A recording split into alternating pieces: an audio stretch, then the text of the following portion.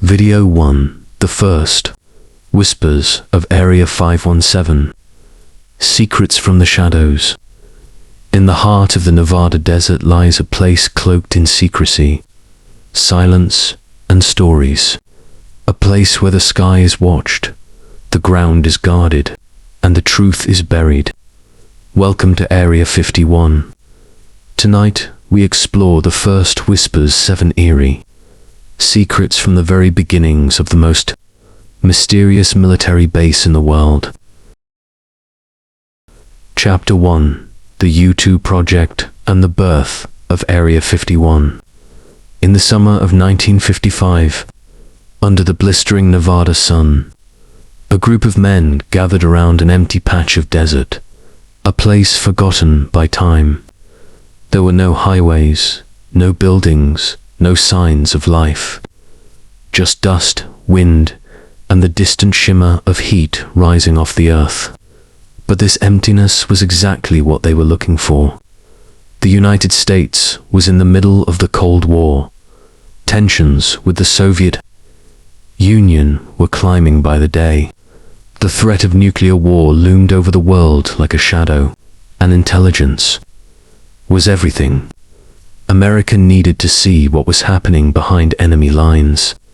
They needed a way to fly over Soviet airspace, quietly, invisibly. They needed a plane that could soar higher than any missile, higher than any radar. And so, the U2 project was born. Lockheed's Skunk Works division, led by the brilliant engineer Kelly Johnson, was tasked with creating a machine unlike anything that had flown before. It had to be fast, silent, and most importantly, but they had one problem. Where could they test such a thing? They couldn't risk using any existing airbase. Too many eyes, too many questions. They needed a place off the map, a place with no name, a place where secrets could live. That's when someone pointed to a dry lake bed in the Nevada desert, Groom Lake. Flat, remote, surrounded by mountains. Perfect. The government moved fast. Construction crews were flown in. Runways were built. Fences were raised. All of it done in silence. To the outside world, it didn't exist. Internally, it was called Paradise Ranch, a nickname meant to lure workers. Out to the middle of nowhere with a smile. But paradise it was not. It was blistering hot by day, freezing cold by night. There was no entertainment, no families, just work, dirt, and secrets. And from that moment on, the name Area 51 was quietly etched into American history. The U2 tests began almost immediately. The plane, long and narrow like a needle, could fly at 70,000 feet above the range of Soviet radar. From up there, the pilots said the Earth looked curved. The sky turned black, and everything below seemed silent and fragile. But with those test flights came something unexpected. People in nearby towns began reporting strange lights in the sky. Shimmering shapes that moved too fast, turned too sharply, and flew far too high. They weren't like any aircraft anyone had ever seen. The Air Force issued vague statements: weather balloons, experimental aircraft, atmospheric conditions. But the stories kept coming. One man swore he saw a silver craft hovering silently above the desert, then vanish in a blink. Another described a glowing object shaped like a needle streaking across the sky, leaving no trail, no sound. In truth, most of these sightings were U2 test flights, but the government didn't correct the public. Why would they? Letting people believe in UFOs was better than admitting to flying secret spy planes over enemy territory. It was the perfect cover, and so the mythology began. Area 51 became a name whispered between gas station clerks, truck drivers, and late-night radio hosts. A place where the government hid things. A place where the sky was not always honest. Inside the base, pilots were sworn to secrecy. They were told never to speak of what they saw or where they flew. Even their families didn't know what they did for a living. Test flights took place at odd hours, dawn and dusk, to avoid prying eyes. The men who worked there signed contracts that followed them for life. Some never spoke about it, not even on their deathbeds. Over time, more projects followed. More planes, more shadows. But the U-2, that was the first, and with it came the birth of the greatest American mystery in modern history. Area 51. The name doesn't exist on most maps. There are no tourist signs, no marked roads, just fences and silence. But the truth is still there, baked into the soil, echoing in the wind. It began with a plane, but what followed became something else entirely. Chapter 2. The Roswell alien bodies were moved here. It began in the summer of 1947. A thunderstorm rolled over the New Mexico desert, and something came down from the sky. The headlines the next day were bold and strange. RAAF captures flying saucer on ranch in Roswell region. But within hours, the story changed. The military claimed it was a weather balloon. Just debris, nothing to see. And the case was closed. Or so they said. But the people of Roswell told a different story. Ranchers, deputies, and even local morticians whispered about strange wreck that couldn't bend, beams covered in symbols that looked not of this world. Some spoke of small bodies, thin limbs, oversized heads, eyes too large, skin pale and rubbery. They weren't human, the locals insisted, and they weren't from Earth.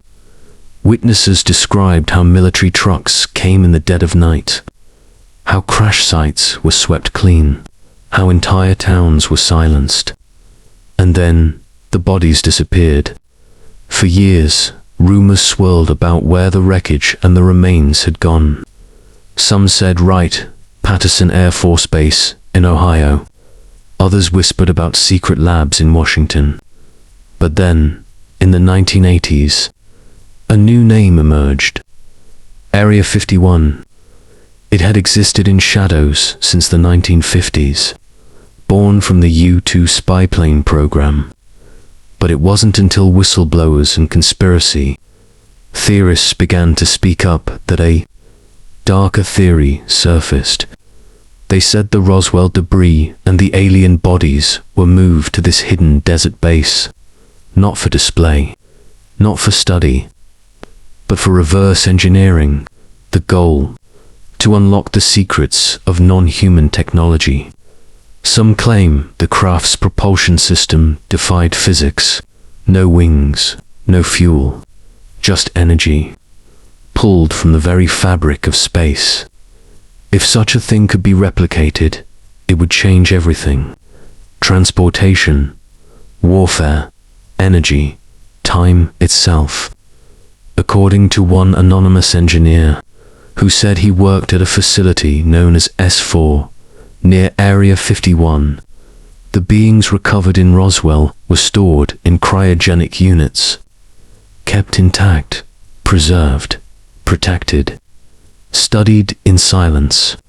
He described underground chambers, security protocols beyond anything imaginable, rooms so classified that even speaking their name was forbidden. He said the beings weren't just dead, they were ancient, that their DNA didn't match anything on Earth, that they had no vocal cords, no digestive system, that they communicated with thought. The stories were dismissed, of course. laughed off by the media, buried by official statements. But once the idea was out, it couldn't be put back. Books were written. Documentaries aired. Whistleblowers came forward, each one adding another piece to a puzzle that might never be complete. And always, at the center of it, was Area 51. High fences, armed guards, signs that warned, deadly force authorized, no-fly zones above, radar nets below. Whatever was inside, the government didn't want anyone near it. To this day, no journalist has ever set foot inside. No public official has openly confirmed its contents. But those who lived near it, those who worked in its orbit, say the stories are real. One former security officer, now in his 80s, once whispered to a reporter, "There are things in that base, not made by human hands." He wouldn't say more.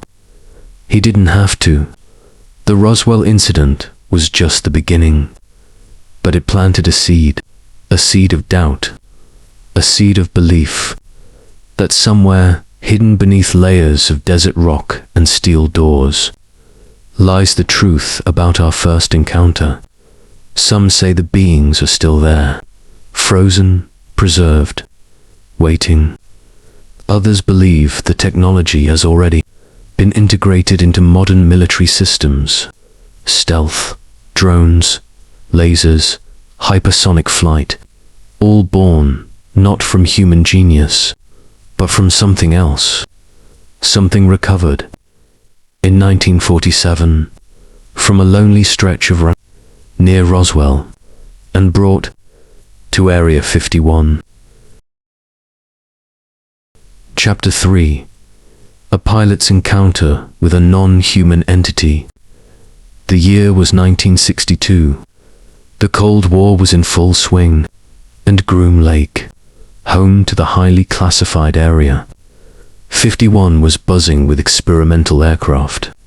One of those aircraft was the A-12 OXCART, a sleek, high-speed reconnaissance plane cloaked in secrecy. Test pilots were hand-picked, trained for missions that officially didn't exist. That morning, Captain Elias Grant climbed into the cockpit of his A-12.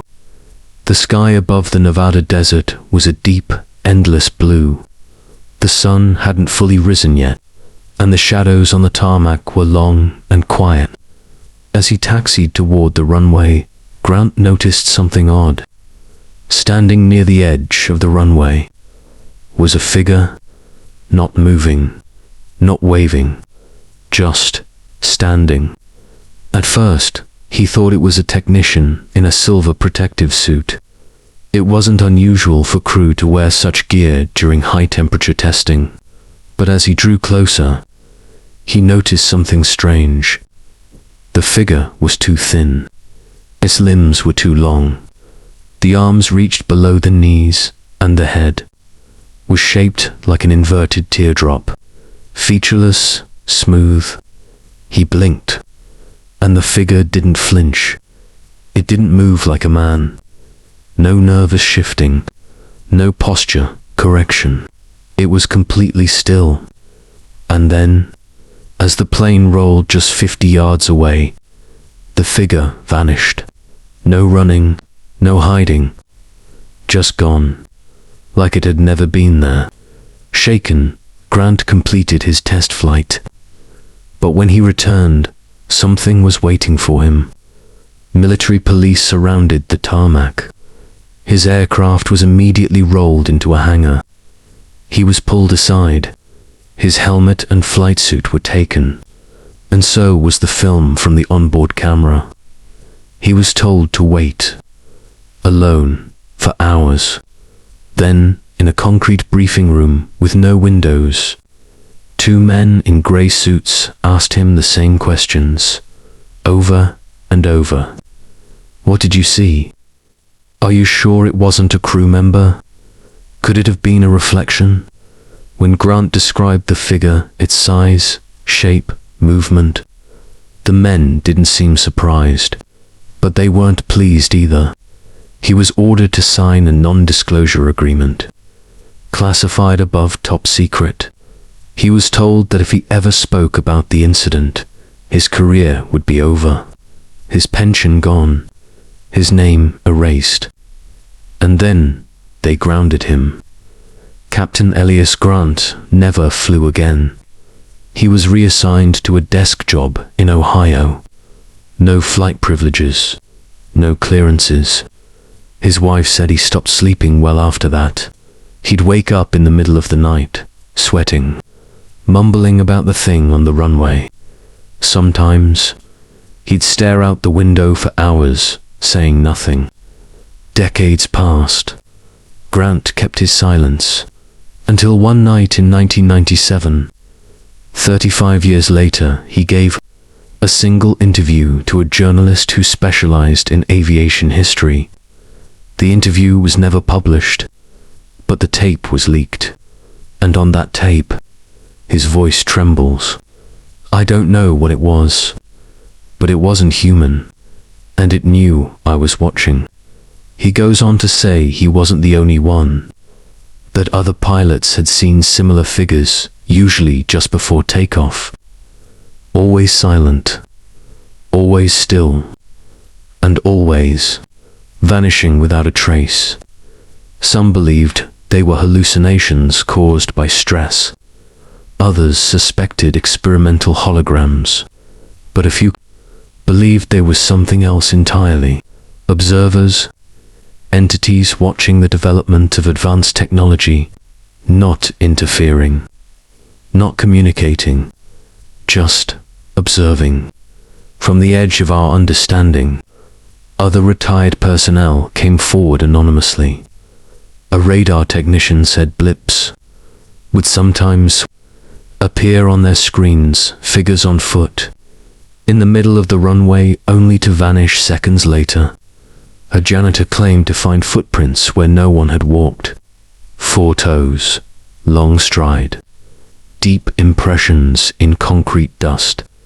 Even dogs at the facility, reportedly, refused to go near certain parts of the base at night, growling, barking at empty air. And then there was the camera footage. According to one source, the onboard film from Grant's flight was stored in a sealed vault, never processed, never released. But those who claimed to have seen it described something chilling.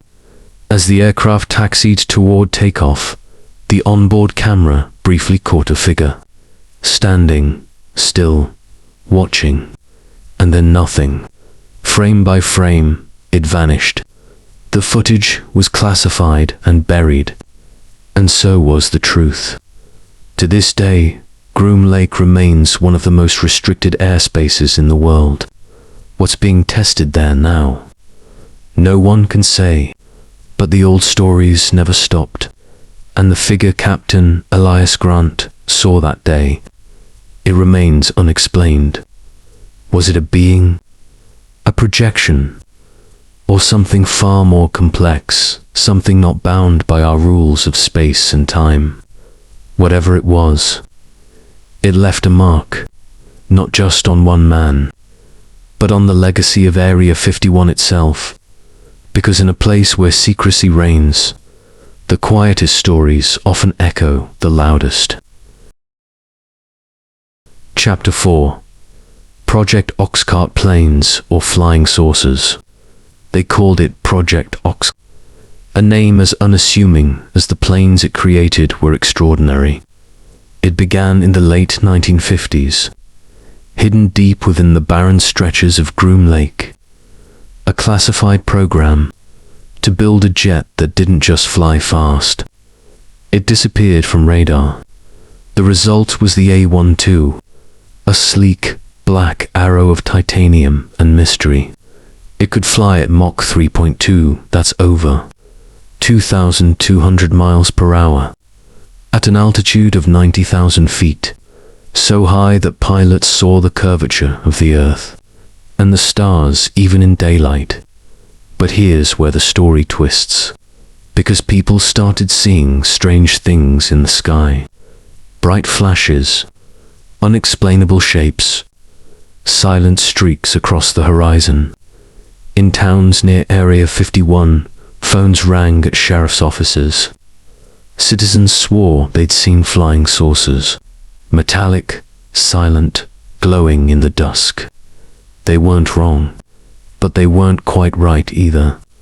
What they were seeing was Project OXCART in action, and while the aircraft itself wasn't alien, the truth might be just as strange. You see, the US government didn't try to correct the rumors. They didn't say, "Actually, that's just our new spy plane." They said nothing. Or worse, they let the alien rumors spread. Why? Because a lie people want to believe is the best kind of cover story.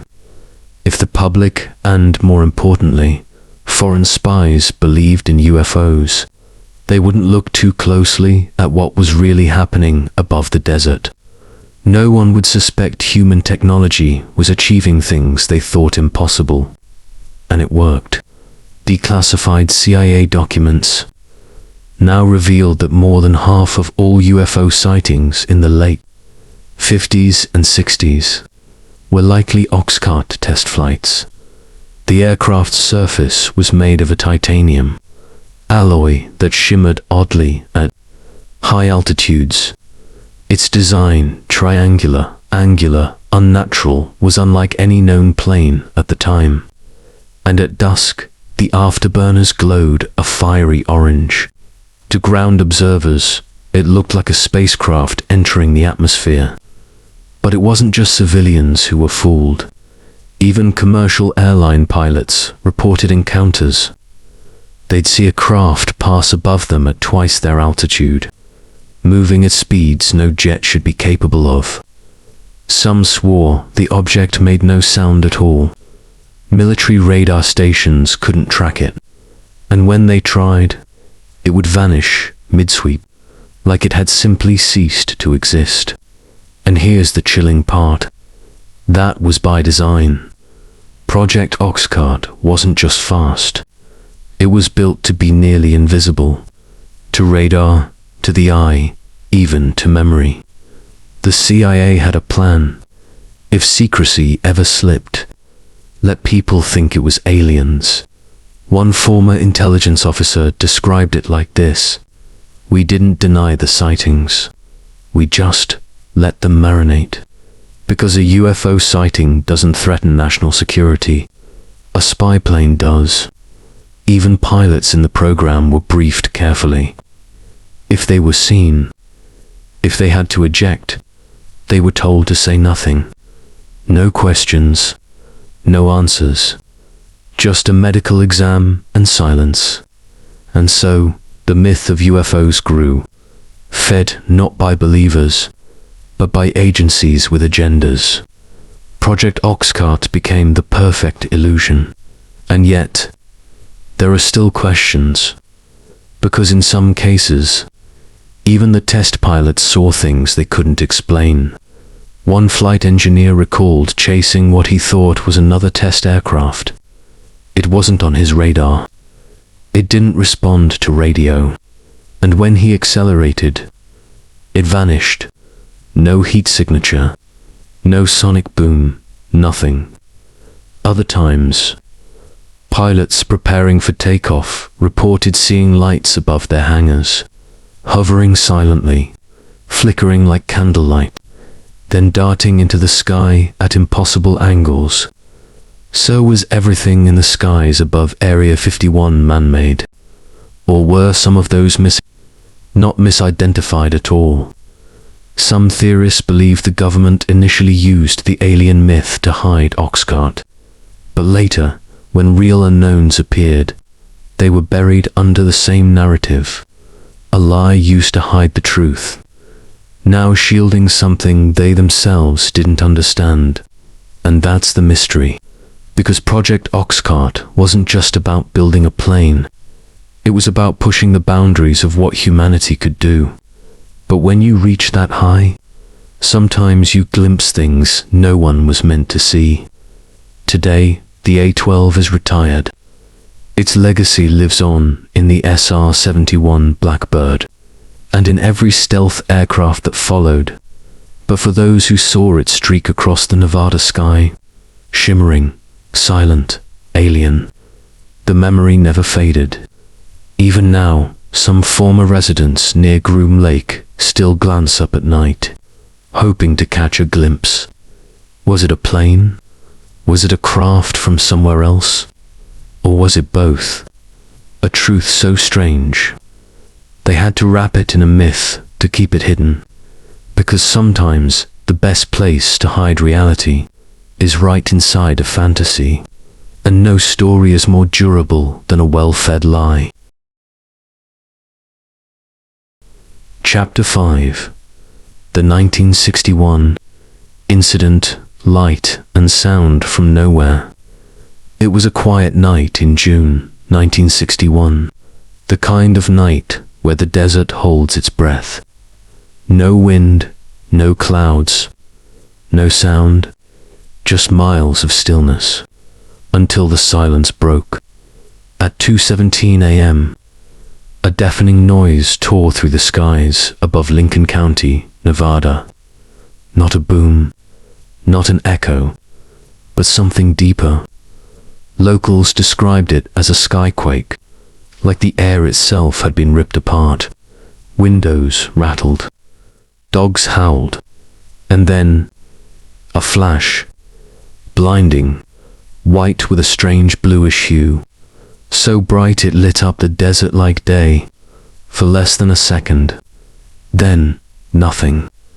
No smoke, no fire, no crash, just the stars blinking overhead like nothing had happened, except something had. In the hours that followed, phones rang across Lincoln and NAI counties. Residents wanted answers. Was it a plane? A meteor? A weapons test? The military said no. No operations in the area. No scheduled flights. No sonic booms. It didn't add up, because people had heard it, felt it. Some said it shook their bones, not just their walls. Others claimed they felt pressure in their ears, like the air had compressed. One man, a retired rancher named Eldon Graves, told a local reporter, "It weren't no storm. I've been through plenty. This was different. Like God tore open the sky and looked down." The next morning, something else surfaced. A few miles outside of Rachel, Nevada, desert plants had started to wilt, but not from heat. They were burned, edges blackened, stems curling inward like they'd been scorched. From above, but there had been no fire, no ash, just heat marks on rocks, and a faint, lingering smell. Sharp, metallic, the kind of smell you get after lightning strikes. But there had been no storm. Some ranchers found dead jackrabbits, eyes wide, no wounds, almost like they'd just stopped. Within 24 hours, military vehicles began to appear on remote dirt roads, unmarked, tan, fast. Witnesses say men in full gear swept the desert with strange instruments, long, metallic rods attached to black boxes. They weren't collecting debris. There was none. They were scanning, measuring, listening. At one point, a team stopped at a local gas station. The owner asked them what had happened. One of the men simply said, "You didn't see anything, and if anyone asks, it was just a meteor." But the owner hadn't said anything about meteors. For the next 3 days, aircraft circled the area. Not jets, but helicopters. Silent, matte black, with no visible markings.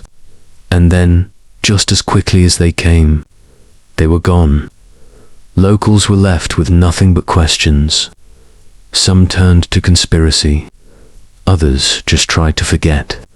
But there were those who never could. A week later, a biologist from Reno arrived in town. He'd heard about the strange burns and wanted to investigate. His name was Dr. Leonard Case. Soft-spoken, private, but curious. He collected samples from the plants, ran soil tests, used Geiger counters. The plants showed signs of cellular damage, not from heat, but radiation. Mild, not lethal, but unnatural for that area. He shared his findings with a colleague at the University of Nevada, but before the report could be published, he was visited by men in suits, no names, no agencies. They told him to stop asking questions, and the samples confiscated. Dr. Case left Nevada the next day. No one ever heard from him again. So what happened that night? Some say it was a classified weapons test. Something new, something unstable. Others believe it was an aircraft, but not one of ours. Because here's the thing. Just days before the incident, a radio enthusiast named Marty Ellis had been scanning shortwave frequencies late at night. He recorded something, a signal. It lasted exactly 47 seconds. Undecipherable. Metallic, rhythmic, like a machine trying to speak. And at the end of it, a high-pitched tone that hurt his ears. He turned off the radio. The recording has since been analyzed by multiple sound engineers. None of them could identify the pattern. Some called it a glitch. Others weren't so sure. Because one analyst claimed the waveform was too clean to be accidental, too deliberate. Marty's recording was made at 2:16 a.m., exactly 1 minute before the sky tore open. To this day, the 1961 incident remains unexplained. No official report, no crash site, no acknowledgement from the government. But for the people who were there, who heard it, who saw it, who felt it, it was real. Something arrived, or something passed through, and whatever it was, it left a scar, not one you can see on a map, but in the memory of a desert that never forgets, and sometimes late at night, when the wind stops, and the desert holds its breath again. Locals swear they can still hear a hum, faint, mechanical, just under the edge of hearing, a reminder of that one night, when the sky broke open, and something else came through. Not a plane, not a storm, not of this earth. Chapter 6. The Underground Autopsy Rooms. There are stories that never make the news. Stories too strange, too shadowed, to survive in the light. But they persist, whispered between former workers, passed along by those who saw something or knew someone who did.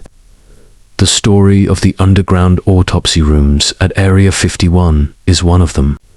They say that beneath the Nevada desert far below, the dry lake bed and the barbed wire fences, there are levels no one talks about. Not hangars, not control rooms, not labs, but something colder, more sterile, hidden even from those who think they're on the inside. It starts with a freight elevator. No buttons, no floor numbers, only a key turned by someone with no name on any badge. The ride down takes exactly 91 seconds. Long enough to feel your ears pop. Long enough to feel like you've crossed into something else. And when the doors open, it's bright. Not dim or secretive like the rest of the base, but painfully bright. White lights reflecting off white walls. A place where nothing can hide. accept the truth. The first room is small. Anteroom, they call it. A place to change, to scrub in. You leave your ID behind. You leave your name behind. Inside, everything is metal, tile, and silence. No computers, no windows, only the hum of overhead fluorescence and the faint hiss of air filtration systems. And beyond the anteroom, the chambers, they're not large, roughly the size of a hospital operating room, but colder, not in temperature, but in feeling, like the walls themselves are watching. In the center of each, a table, stainless steel, drains at the corners, restraints bolted at the sides. Above, surgical lights, harsh, white, unforgiving. Around the table, instruments, forceps, scalpels, bone saws, but also tools no one recognizes. Devices with no clear function, lenses that adjust themselves, needles that vibrate at different frequencies. Some say they hum when powered on. Others say they pulse. But it's not the tools that stay in the memory. It's what lies on the tables. Small figures, fragile, no taller than a child, skin gray or translucent, eyes large, unmoving, limbs long and thin, too thin, covered in sheets, were not being examined. Some say there were only a few. Others claim hundreds, lined up in cold storage, beneath even deeper levels. They're referred to in documents, if the documents exist at all, as RBEs, retrieved biological entities. Not aliens, not extraterrestrials. Just letters. Just a category. Workers were never told where. They came from Roswell, Corona, Siberia, or somewhere farther. No one asked. And those who did were reassigned or removed. One technician, now long retired, told his grandson a story on his deathbed. He'd worked in maintenance, supposedly above ground. But once, during an electrical failure, he was called to check a sub-panel in a section he'd never seen. He swiped his badge. The light turned red, but a guard let him through anyway. Told him, don't talk, don't touch, don't look around. He followed the wires down a narrow corridor, past a thick blast door left slightly ajar. Inside, he saw what he swore was a morgue, but not for humans. He only glimpsed it, a single second, but it never left him. A body grey, hairless, eyes wide open, lay on a table as two people in suits worked quietly over it. Not hazmat suits. Something else, smooth, seamless. He was escorted out immediately. He never spoke of it again until that last night in the hospital. 79 years old, holding his grandson's hand. He cried as he spoke. Not from fear, from guilt. We weren't meant to see them, he whispered. We weren't meant to know. Others have told pieces of the same puzzle. A former nurse who worked briefly on base spoke of genetic irregularities being discussed in coded briefings, samples that didn't match any known DNA patterns, blood that clotted instantly when exposed to air, tissue that resisted cutting, organs that pulsed without a heartbeat. And then there were the eyes, always the eyes, black, reflective, as if absorbing light, not reflecting it. Some staff believed they were artificial. Others thought they were alive, even in death. One rumor claimed an autopsy had to be halted when a being's eye began to leak a silver fluid, and the room's electronics shut down simultaneously. Everything, lights, monitors, tools, went dark. For 10 seconds. Then everything restarted. The fluid vanished. No trace remained. The report was sealed. The staff were rotated out. The room was never used again. There is no physical evidence. No photographs. No documents that haven't been scrubbed clean. But the rumors persist. Because people disappear. Because records vanish. Because memories don't lie. In the early 90s, a journalist named Aaron Lufkin claimed to have spoken with 5 different ex-employees, each with the same story, descriptions of the same rooms, the same bodies, the same silence. Before he could publish his findings, he died in a car accident. A brake line failure ruled an accident. All his notes gone, even his backups. Only one quote from an interview survived, saved on a hidden tape by a friend. They don't experiment on them anymore. Not really. Not like before. Now it's communication, but the bodies are still there, waiting. That word, waiting, as if they're not dead, just asleep, preserved, protected, or studied. For what purpose, no one knows. Some think it's reverse engineering biological technology.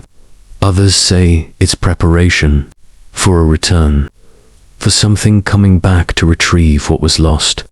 And if that's true, then maybe the rooms aren't just for research. Maybe they're warnings, or messages, or even prisons.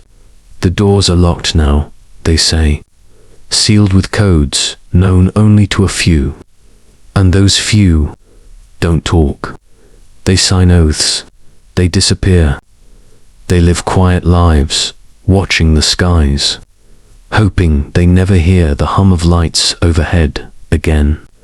Area 51 has many secrets, but among them, the stories of the underground autopsy rooms are perhaps the most disturbing, because they speak of a truth too big to fit in daylight, a truth that has eyes too black to forget, and metal tables too cold, too warm. The desert keeps its silence, but if you listen, really listen, there's something beneath the sand, beneath the lies, waiting. Chapter 7. The Disappearance from Google Earth. There was a time before the rumors turned into obsessions, when people still believed. Area 51 was just a testing range. A restricted zone, yes, but nothing more. Just desert and dust, hidden behind fences and warning signs.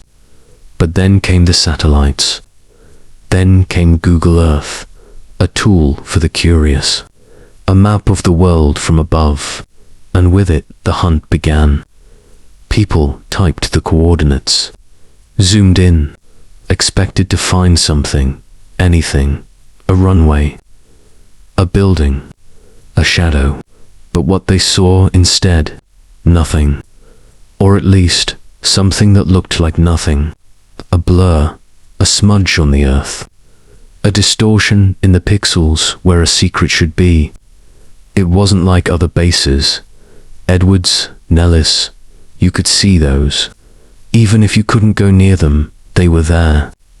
But Area 51, it was missing, vanished, as if someone had painted over that part of the map. Not erased it, just hidden it, carefully, deliberately. Some images would load halfway, others would refuse to load at all. You'd try to zoom closer, and suddenly the screen would glitch. The terrain would shift. The resolution would collapse into static. It was like trying to peer through fog that knew you were looking. And for many, that was the beginning of the obsession. Because if Area 51 truly didn't matter if it was just a desert base with nothing to hide, then why remove it from the world's window? Why edit a satellite photo? Why pixelate a place that doesn't officially exist? Some blamed national security. It's a sensitive site. they'd say. We're protecting technology. Others whispered about deeper reasons, reasons that lived below the surface.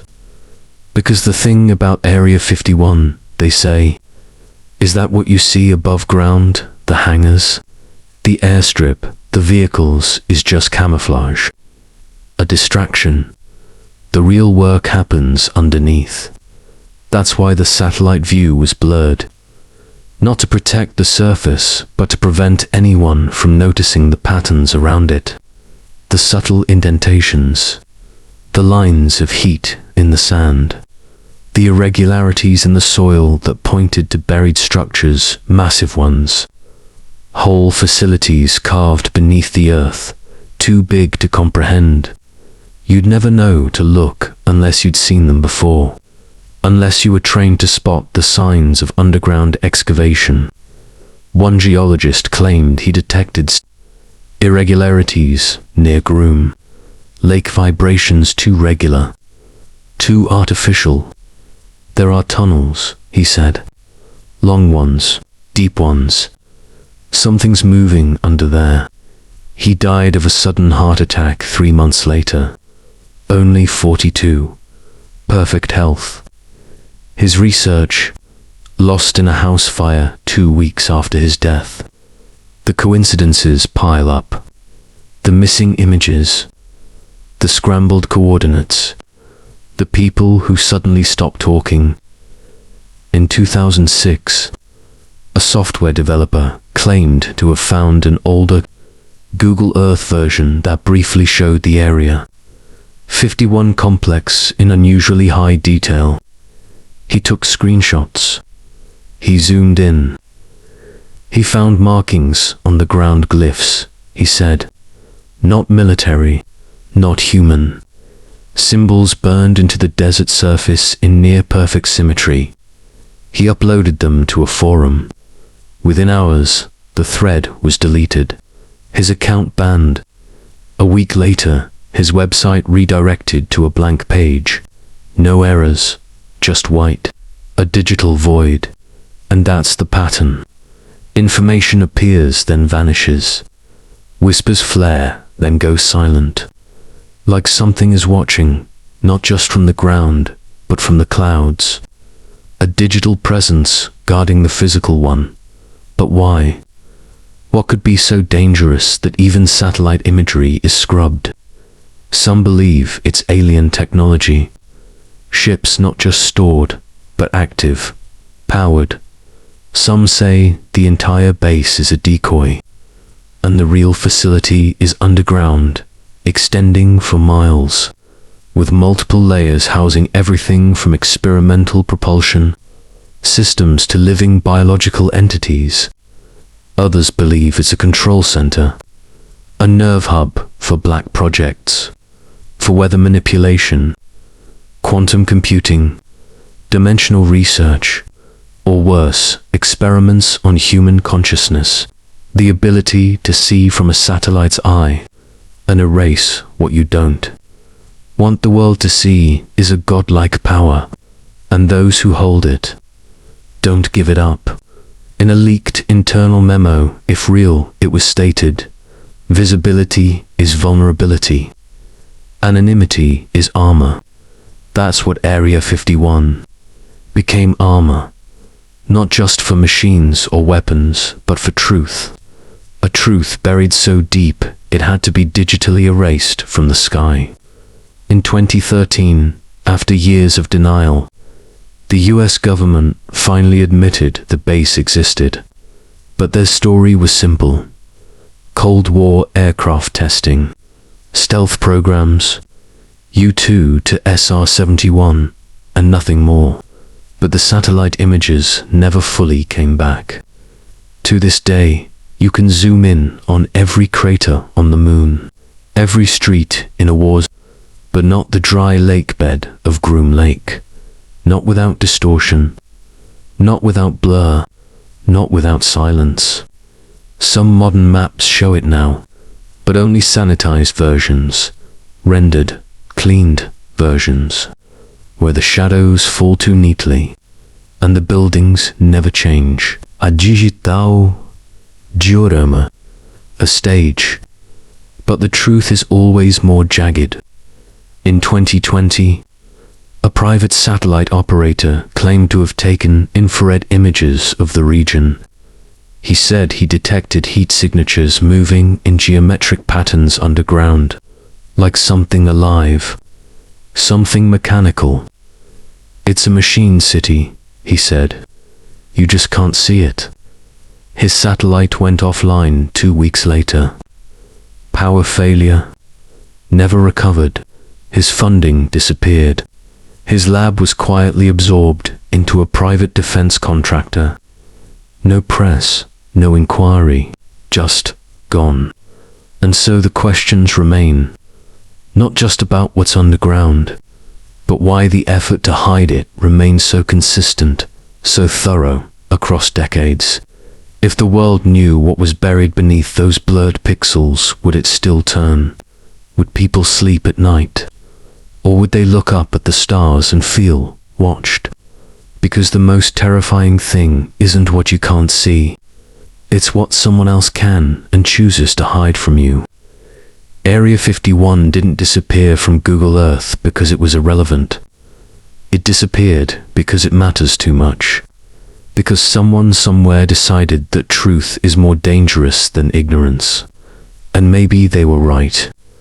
Maybe if we saw everything, we'd stop looking, not out of satisfaction, but fear.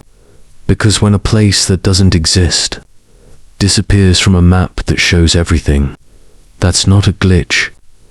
That's a message. And it's written in silence. These were the first whispers, faint echoes from a place wrapped in mystery and silence. But remember, this is only the beginning. Area 51 still holds secrets, some lost in time, others waiting patiently to be uncovered. If tonight's story kept you awake, just know you're not alone. We're here to explore the shadows together. If you enjoyed this journey into the unknown, please hit the like button and share your thoughts down in the comments. What do you believe hides beneath the desert sands? Have you heard any stories that gave you chills? I'd love to hear from you. Don't forget to subscribe and ring the bell so you won't miss our next chapter, where we dive deeper with real stories from those who've been there. Next time, in Mystery Story 4, Insomniac, please tell all. 7 haunting testimonies from Area 51 will uncover chilling accounts from former workers and witnesses. From Bob shocking revelations about anti-gravity tech, to a secret engineer's claim of seeing non-human beings, and much more. You won't want to miss it. Sleep well, if you can, and remember, the truth is often stranger than fiction.